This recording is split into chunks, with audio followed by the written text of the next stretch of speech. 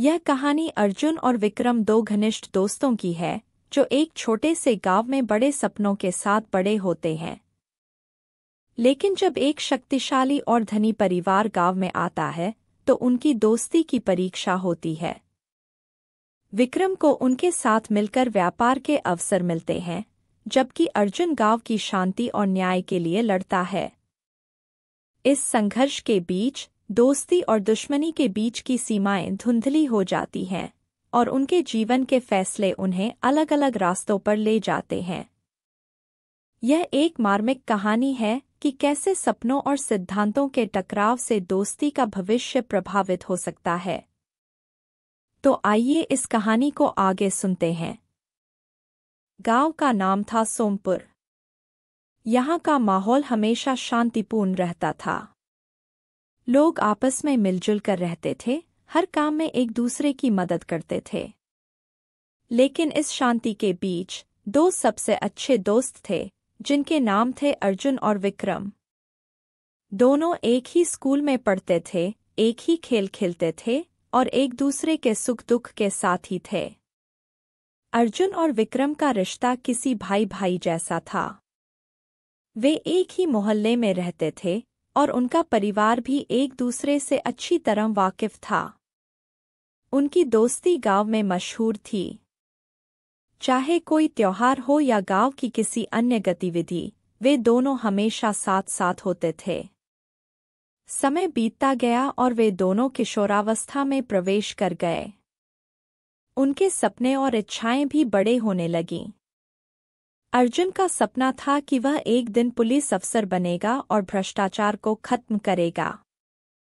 वहीं विक्रम का सपना था कि वह एक बड़ा व्यापारी बनेगा और अपने गांव की गरीबी को खत्म करेगा। एक दिन गांव में एक नया परिवार आया। इस परिवार का नाम था राठी परिवार।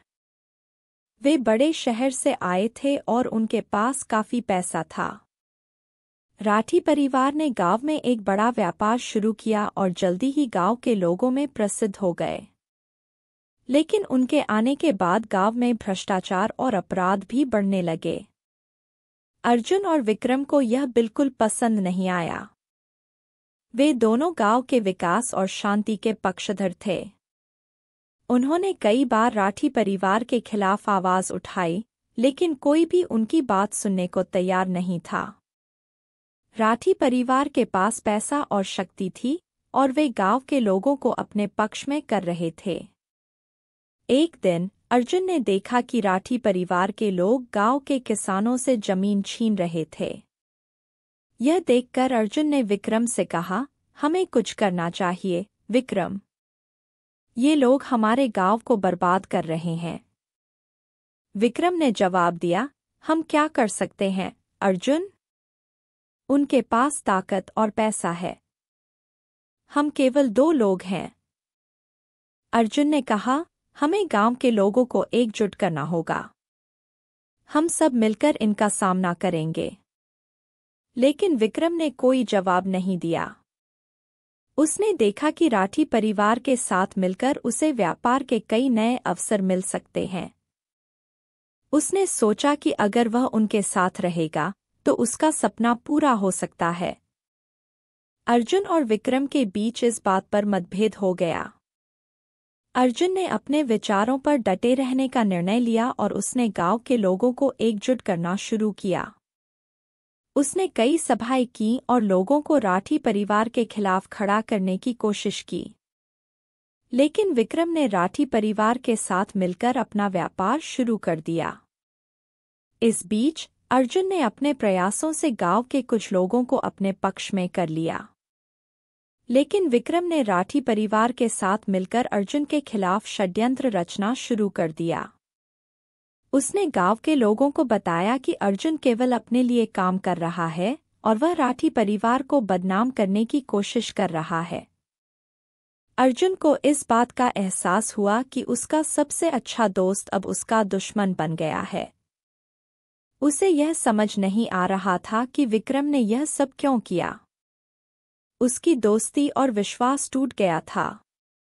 एक दिन अर्जुन ने विक्रम का सामना किया और पूछा, तुमने ऐसा क्यों किया विक्रम? तुमने हमारी दोस्ती को क्यों तोड़ दिया? विक्रम ने कहा, मुझे अपने सपने पूरे करने थे, अर्जुन।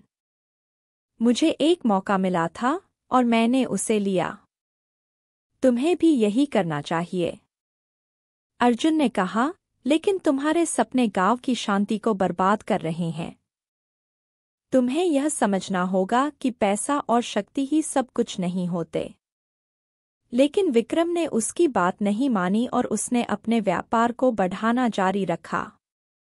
उसने गांव के लोगों को अपनी ओर खींचने के लिए कई तरह की योजनाएं बनाईं।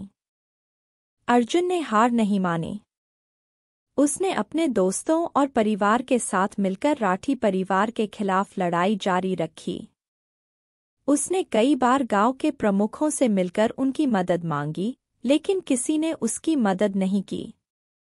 फिर एक दिन गांव में एक बड़ी घटना घटी। राठी परिवार के व्यापार में आग लग गई और पूरा गोदाम जलकर राख हो गया।